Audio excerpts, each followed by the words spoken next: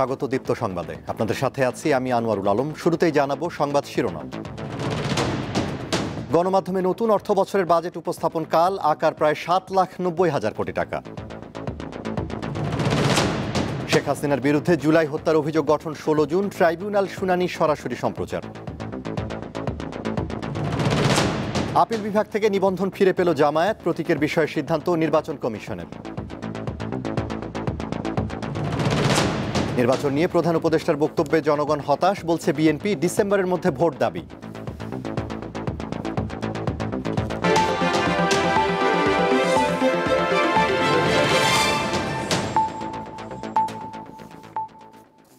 এবারে বিস্তারিত। 2025-26 অর্থ বছরের জন্য প্রায় 7,90,000 কোটি টাকার বাজেট প্রস্তাবনা কাল উপস্থাপন করবেন অর্থ উপদেষ্টা ডক্টর সালেউদ্দিন আহমেদ। সংসদ না থাকায় বাজেট প্রস্তাবনা গণমাধ্যমে সরাসরি সম্প্রচার করা হবে। প্রস্তাবিত বাজেট আগের বাজেটের চেয়ে 7,000 কোটি টাকা কম। বাজেটে এডিপির আকার ধরা হয়েছে 2,30,000 কোটি টাকা। রাজস্ব আদায়ের লক্ষ্যমাত্রা 5,18,000 কোটি টাকা। বাজেট ঘাটতি থাকছে 2,26,000 কোটি টাকা। জুলাই অভ্যুত্থানের পর বদলে যাওয়া বাংলাদেশের ভিন্ন বাস্তবতায় সংসদ না থাকায় 2025-26 অর্থ বছরের বাজেট এবার রাষ্ট্রীয় সম্প্রচার মাধ্যম বিটিভি সহ অন্যান্য গণমাধ্যমে সম্প্রচার করা হবে। অর্থ উপদেষ্টা ডক্টর সালেউদ্দিন আহমেদ বাজেট উপস্থাপন করবেন। এর আগে সংসদের বাইরে বাজেট দেয়া হয়েছিল 2008 সালে। সবশেষ 2024-25 অর্থ বছরের বাজেট দেয়া হয়েছিল 7,97,000 কোটি টাকার। এবার বাজেটের আকার সামান্য ছোট হয়ে দাঁড়িয়েছে প্রায় 7,90,000 কোটি টাকায়। স্বাধীনতার পর এই প্রথম বাজেটের আকার আগের অর্থ বছরের তুলনায় কমছে। 2025-26 অর্থ বছরের প্রস্তাবিত বাজেটে ব্যক্তি ও কর্পোরেট কর কাঠামোয় কিছু পরিবর্তন আনা হচ্ছে। সম্পদ আহরণ যেটা আমাদের করতে হবে, বিশেষত আমি বলবো যে প্রত্যক্ষ কর যে জাল সেটা আরও বিস্তৃত করে যারা ফাঁকি দিচ্ছেন তাদের ফাঁকি রোধ করে আমাদের প্রত্যক্ষ করের উপরে যে জোর দিয়ে আমাদের রেভিনিউ আমাদের বাড়াতে হবে। এবার ব্যক্তি শ্রেণীর করমুক্ত আয়সীমা কিছুটা বাড়ছে। সংস্কার নিয়ে আন্দোলনে থাকা এনবিআরকে প্রায় 5,18,000 কোটি টাকার রাজস্ব আহরণের লক্ষ্যমাত্রা দেয়া হচ্ছে। আর এনবিআর ও কর বহির্ভূত রাজস্ব আহরণের লক্ষ্য ধরা হচ্ছে 46,000 কোটি টাকা। নতুন অর্থ বছরে প্রস্তাবিত বাজেট ঘাটতি থাকছে 2,26,000 কোটি টাকা। গুরুত্বপূর্ণ হবে যে বাজেট ঘাটতিটা বিশেষ করে আভ্যন্তরীণ সূত্র থেকে অর্থায়নটা যাতে লক্ষ্য না ছাড়ায় এবং প্রয়োজনে এটাকে আরো কমানো হয়, যাতে সুদের হারের উপরে চাপটা না বাড়ে এবং এক্সচেঞ্জ রেটের উপরে চাপ সৃষ্টি না হয়। আগামী বাজেটে এডিপি বরাদ্দ রাখা হচ্ছে 2,30,000 কোটি টাকা, যা চলতি অর্থ বছরের সংশোধিত বাজেটের তুলনায় 14,000 কোটি টাকা বেশি। যেসব প্রকল্পগুলি সমাপ্য আছে সেগুলোকে দ্রুত শেষ করা, যেগুলো চলমান আছে সেগুলো যাতে আমরা সাশ্রয়ীভাবে বাস্তবায়ন করতে পারি এটার দিকে নজর দিতে হবে। নতুন নতুন প্রজেক্ট হয়তো আমাদের কিছু তো গ্রহণ তো করতে হবেই, কিন্তু সেগুলোও আমাদেরকে খুবই সতর্কতার সাথে অগ্রাধিকারগুলো ঠিক করতে হবে। সংসদ না থাকায় বাজেট নিয়ে আলোচনার সুযোগ নেই, তবে প্রস্তাবিত বাজেটের ওপর নাগরিকদের মতামত নেবে অর্থ মন্ত্রণালয়। 23 জুনের পর উপদেষ্টা পরিষদের বৈঠকের অনুমোদন নিয়ে রাষ্ট্রপতির অধ্যাদেশ আকারে তা 1 জুলাই থেকে কার্যকর করা হবে। শাহরিয়ার ইমন, দীপ্ত সংবাদ, ঢাকা। জুলাই আগস্টের মানবতাবিরোধী অপরাধের মামলায় শেখ হাসিনা, আসাদুজ্জামান খান ও চৌধুরী আব্দুল আল মামুনের বিরুদ্ধে আনা অভিযোগ আমলে নিয়েছে আন্তর্জাতিক অপরাধ ট্রাইব্যুনাল। শেখ হাসিনা ও কামালের বিরুদ্ধে জারি করা হয়েছে গ্রেফতারি পরোয়ানা। অভিযোগ গঠনের শুনানি হবে 16 জুন। রবিবার আদালতের কার্যক্রম সরাসরি টেলিভিশনে সম্প্রচার করা হয়।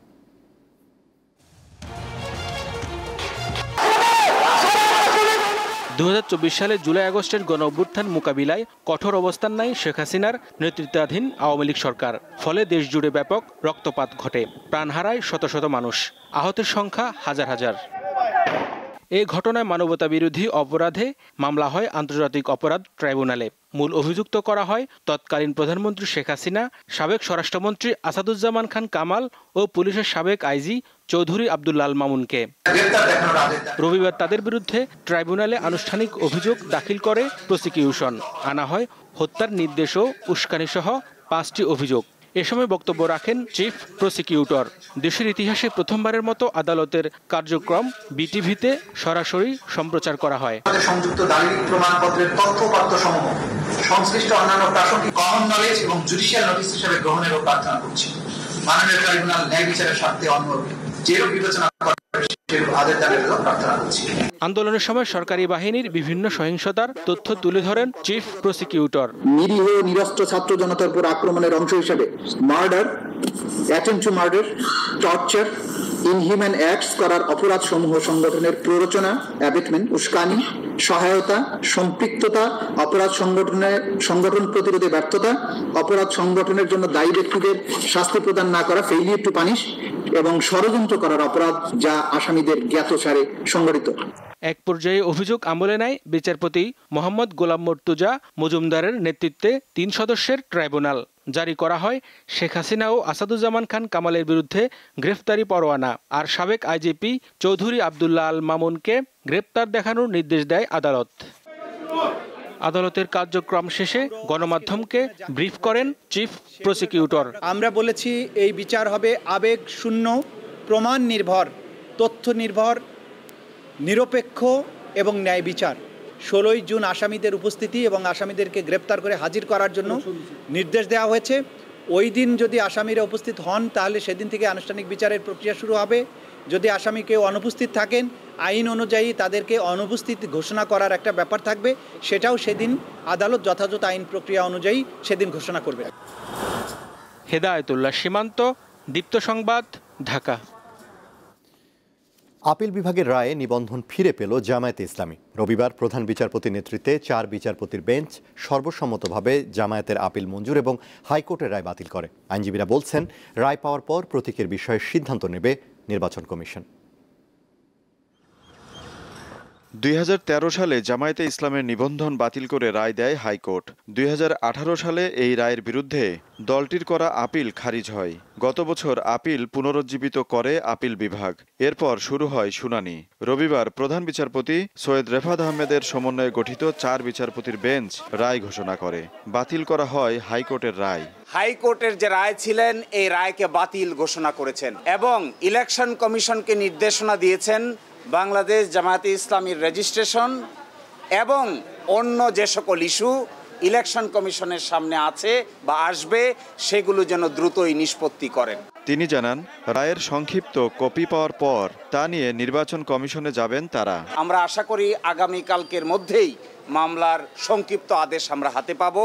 এই সংক্ষিপ্ত আদেশ আমরা ইলেকশন কমিশনের কাছে অ্যাপ্রোচ করব।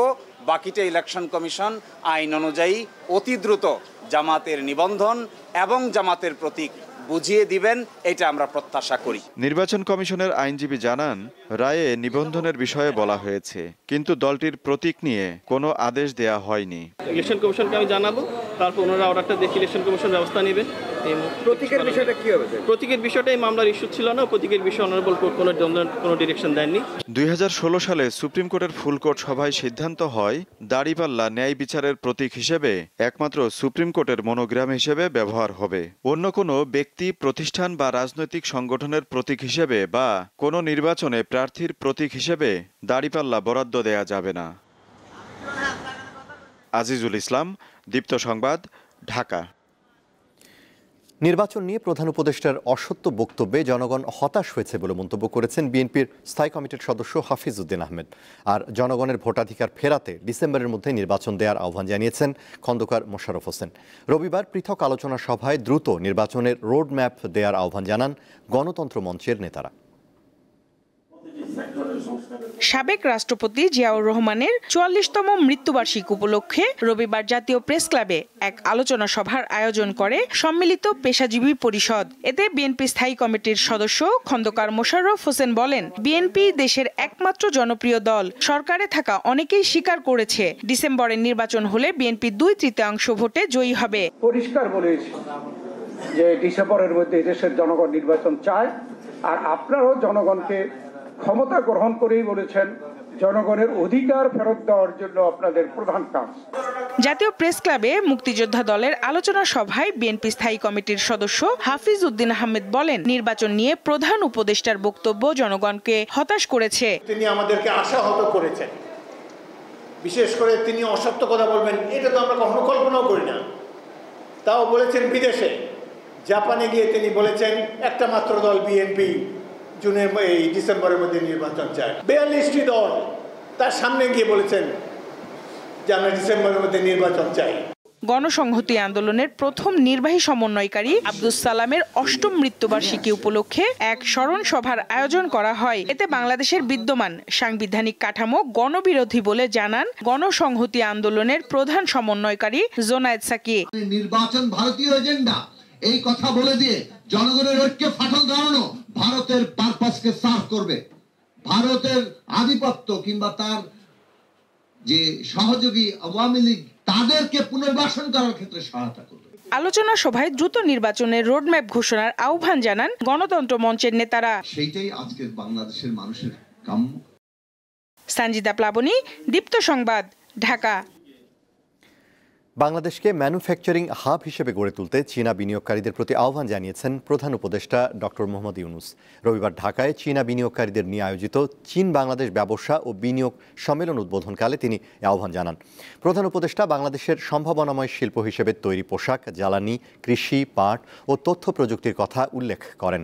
তরুণদের কাজে লাগানোর জন্য চীনা ব্যবসায়ীদের প্রতি আহ্বান জানান ডক্টর ইউনূস। বাংলাদেশে চীনের বিনিয়োগ সম্ভাবনা ও বাজার বিষয়ে বিস্তারিত ধারণা দিতে এই সম্মেলনের আয়োজন করা হয়। Marked by His Excellency in some of the Southeast Asian nations. We hope the support he expressed and this will thrill everybody in Bangladesh, distinguished members of the Chinese business delegation like that. Our dynamic workforce, which positions Bangladesh as an ideal destination for investment. যুগ যুগ ধরে আমরা সরাসরি বিদেশি বিনিয়োগ আকৃষ্ট করতে ব্যর্থ হচ্ছি। দেশে ইকোনমিক জোন তৈরি করা হলেও সীমাহীন দুর্নীতি, অপশাসন ও স্বৈরশাসনের কারণে অনেক ইকোনমিক জোন গবাদি পশুচারণ কেন্দ্রে পরিণত হয়েছে। দক্ষ বিনিয়োগকারীরা মুখ ফিরিয়ে নিয়েছে। হাজার হাজার ছাত্র জনতার জুলাই অভ্যুত্থান সেই দিন বদল ঘটিয়েছে। তারা নতুন বাংলাদেশ বিনির্মাণে প্রতিশ্রুতিবদ্ধ। শতভাগ সেবা নিশ্চিত করতে না পারলেও রাজধানীতে পুলিশের কার্যক্রম ধীরে ধীরে স্বাভাবিক হচ্ছে। এরই মধ্যে জনবল সংকট কাটিয়ে নাগরিকদের আইনি সেবা নিশ্চিতের চেষ্টা চালাচ্ছে পুলিশ। ঢাকার ক্ষতিগ্রস্ত থানা নিয়ে 3 পর্বের প্রতিবেদনের আজ দ্বিতীয় পর্ব।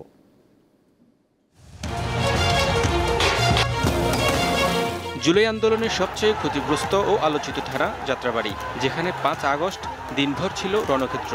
এখানে ছাত্র জনতার পাশাপাশি হতাহত হয় কয়েকজন পুলিশ সদস্য, ধ্বংস হয়ে যায় 5 তলা ভবনের সবকিছু। পুলিশ বলছে এ থানার আনুমানিক ক্ষতির পরিমাণ 40 কোটি টাকা।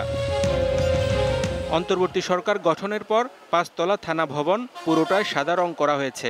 আলাদা দরজাসহ অবকাঠামো সংস্কার করা হয়েছে। বিভীষিকাময় দিন পার করে আবারও ঘুরে দাঁড়াতে শুরু করেছে যাত্রাবাড়ি থানা। শতভাগ সেবা দিতে না পারলেও সাধারণ মানুষ বিভিন্ন সমস্যা নিয়ে যাচ্ছেন থানায়। যেরকম অবস্থায় গেছে আমরা তো মনে করছি যে আসলে থানা ওইভাবে উপস্থাপন হবে না বা কাজ হবে না। এখন থানা ভালোই, মাশাআল্লাহ ভালো চলতেছে। এখন আমরা এখানে পর্যাপ্ত সেবা পাচ্ছি, সমস্যা নেই। 5 আগস্টের পর এখন অনেকটা পরিবর্তন হয়ে গেছে, কারণ মানুষ এখনো পুলিশের উপর পুরো আস্থা আনতে না পারলেও কিন্তু 60-70% আস্থা মানুষ আসছে পুলিশের প্রতি। ঢাকা মহানগর পুলিশ বলছে রাজধানীর 50 থানার সবগুলোতেই কার্যক্রমই চলছে, সেবা নিচ্ছেন নগরবাসী। সব মিলিয়ে আমাদের প্রায় 34,000 জনবল। বর্তমানে আমাদের জনবলের ঘাটতি নেই। যে জনবল এবং লজিস্টিক্স রয়েছে সেগুলোর অপটিমাম ব্যবহারের মাধ্যমে নগরবাসীকে পুলিশি সেবা দেওয়ার জন্য কাজ করে যাচ্ছে। বিশেষজ্ঞরা বলছেন বিগত 16 বছরে পুলিশ বাহিনী এবং অন্যান্য আইনশৃঙ্খলা রক্ষাকারী প্রতিষ্ঠানগুলোর মানবাধিকার লঙ্ঘনের ঘটনা জনমনে ব্যাপক উদ্বিগ্নতার জন্ম দিয়েছে। এ থেকে বের হয়ে আসতে পারলে মানবিক পুলিশ দেখতে পাবে মানুষ। আমরা 16টি বছর দেখছি যেভাবে পুলিশ প্রশাসন দলীয়ভাবে ব্যবহৃত হয়েছে, যার ফলে জনগণের আস্থাটা নষ্ট হয়ে গেছে তাদের উপরে। তবে এই পুলিশকে, এই প্রশাসন, বর্তমান ইউনূস সাহেবের যে প্রশাসন অনেক চেষ্টা করতেছে কিভাবে তারা আবার জনগণের বন্ধু হতে পারে। প্রত্যাশা অনুযায়ী নাগরিকদের কাঙ্ক্ষিত সেবা নিশ্চিত করবে পুলিশ, এমন প্রত্যাশা সবার। হেদায়েতুল্লাহ সীমান্ত, দীপ্ত সংবাদ, ঢাকা। প্রধান উপদেষ্টার আইসিটি বিষয়ক বিশেষ সহকারী ফয়েজ আহমেদের ব্যক্তিগত কর্মকর্তা আতিক মোর্শেদের স্ত্রী জাকিয়া সুলতানা জুঁইকে নগদে নিয়োগ দেওয়ার ক্ষেত্রে অনিয়মের প্রাথমিক সত্যতা পেয়েছে দুদক। মোবাইল ফিনান্সিয়াল সার্ভিস নগদে নিয়োগ প্রক্রিয়ায় অনিয়ম এবং ১৫০ কোটি টাকা আত্মসাতের অভিযোগের পরিপ্রেক্ষিতে প্রতিষ্ঠানটির বনানীর প্রধান কার্যালয়ে অভিযান চালিয়েছে দুর্নীতি দমন কমিশন। রবিবার দুদকের প্রধান কার্যালয় থেকে পরিচালিত এই এনফোর্সমেন্ট অভিযানে নিয়োগ প্রক্রিয়ায় অনিয়মের প্রাথমিক সত্যতা পাওয়া গেছে বলে জানিয়েছেন সংশ্লিষ্ট কর্মকর্তারা। রাজধানীর সেগুনবাগিচায় দুদকের প্রধান কার্যালয়ে সংস্থাটির মহাপরিচালক আক্তার হোসেন সাংবাদিকদের বলেন, নিয়োগে অনিয়মের অভিযোগে নগদে অভিযান চালানো হয়। মৌসুমি বায়ু সক্রিয় থাকায় আজও দেশের বিভিন্ন স্থানে বৃষ্টি হয়েছে। কয়েকদিনের টানা বৃষ্টিও পাহাড়ি ঢলে বিভিন্ন জেলার নিম্নাঞ্চল প্লাবিত হয়েছে। ব্রাহ্মণবাড়িয়ার আখাউড়ায় অন্তত 10টি গ্রাম প্লাবিত হয়েছে। পানি উঠে গেছে স্থলবন্দর এলাকায়। পানিতে তলিয়ে আছে ঘরবাড়ি সহ সবজি ক্ষেত, পুকুর ও রাস্তাঘাট। পরিস্থিতি মোকাবেলায় 11টি আশ্রয় কেন্দ্র খোলা হয়েছে। রাঙামাটিতে মাঝারি থেকে ভারী বৃষ্টিপাত অব্যাহত থাকায় নিম্নাঞ্চল প্লাবিত হতে শুরু করেছে। বিসিক শিল্পনগরীতে সৃষ্টি হয়েছে জলাবদ্ধতা। রাঙামাটি চট্টগ্রাম রাঙামাটি খাগড়াছড়ি সড়কের অন্তত 15টি স্থানে পাহাড়ের মাটি ধসে পড়েছে। জেলায় প্রস্তুত রাখা হয়েছে 246টি আশ্রয় কেন্দ্র।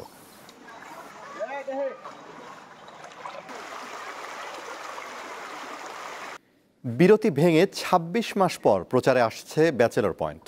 ঈদ উপলক্ষে জনপ্রিয় ধারাবাহিকটির পঞ্চম মৌসুম দেখতে পারবেন দর্শক।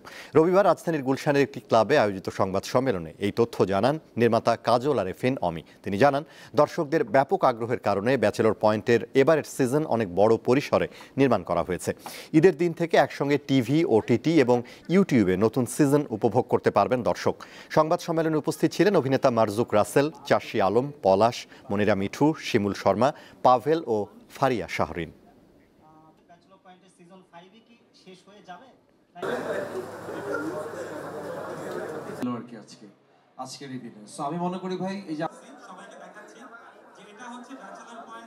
আন্তর্জাতিক রাশিয়ার 40টিরও বেশি বিমানে ড্রোন হামলার চালানোর দাবি করেছে ইউক্রেন। ইস্তাম্বুলে রাশিয়া ইউক্রেনের শান্তি চুক্তি আলোচনাকে সামনে রেখে রবিবার এই হামলা চালানো হয়। সাইবেরিয়া প্রদেশের স্রিদনি গ্রামে অবস্থিত বিমান ঘাঁটিতে এই হামলা চালিয়েছে ইউক্রেন। ইরকুটস্ক অঞ্চলের রুশ গভর্নর ইগোর কোবজেভ হামলার সত্যতা নিশ্চিত করেছেন। রাশিয়ার বিশাল এলাকা জুড়ে 4টি বিমান ঘাঁটিতে হামলা চালানো হয় এবং ইউক্রেনীয় সূত্র অনুসারে 40টিরও বেশি বিমানে আঘাত হানা হয়, যেগুলোর মধ্যে মস্কোর কিছু বিশাল কৌশলগত বোমারু বিমান রয়েছে।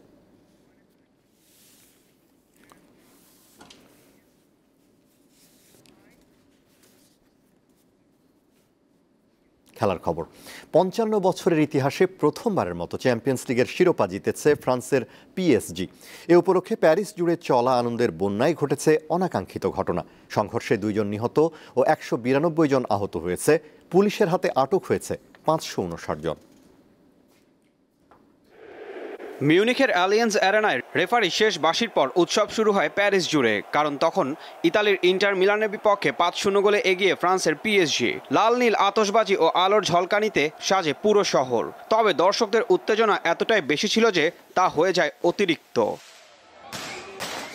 পিএসজির মাঠ পার্ক দ্য প্রিন্সেসে বড় পর্দায় দেখানো হয় খেলা। ফরাসি জায়ান্টদের কাপ জয় নিশ্চিত হতেই সেই খুশিতে আত্মহারা হয়ে ফ্রান্সের হাজার হাজার মানুষ প্যারিসের রাস্তায় বের হয়ে উচ্ছ্বাস দেখাতে থাকেন। বহু মানুষ একসঙ্গে গাড়ি, বাইকে চড়ে শহরের প্রধান জায়গায় এসে হর্ন বাজাতে থাকেন। অনেকে রাস্তার উপর গান গাইতে বাদ্যযন্ত্র বাজাতে শুরু করেন।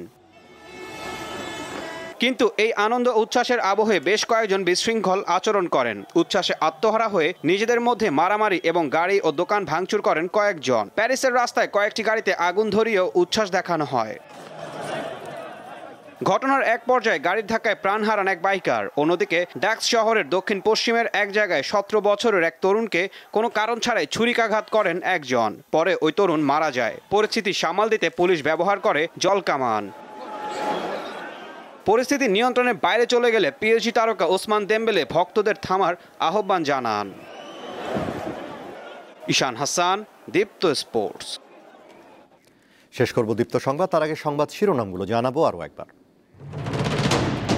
গণমাধ্যমে নতুন অর্থ বছরের বাজেট উপস্থাপন কাল আকার প্রায় 7,90,000 কোটি টাকা। শেখ হাসিনার বিরুদ্ধে জুলাই হত্যার অভিযোগ গঠন 16 জুন, ট্রাইব্যুনাল শুনানি সরাসরি সম্প্রচার।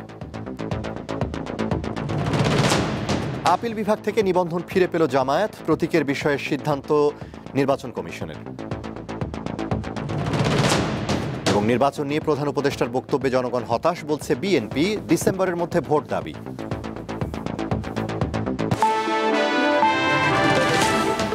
এই ছিল এখনকার মতো। এছাড়া আরও তথ্য ও বিনোদনের খবর পেতে যুক্ত থাকুন দীপ্তর ডিজিটাল প্ল্যাটফর্মগুলোতে। ধন্যবাদ।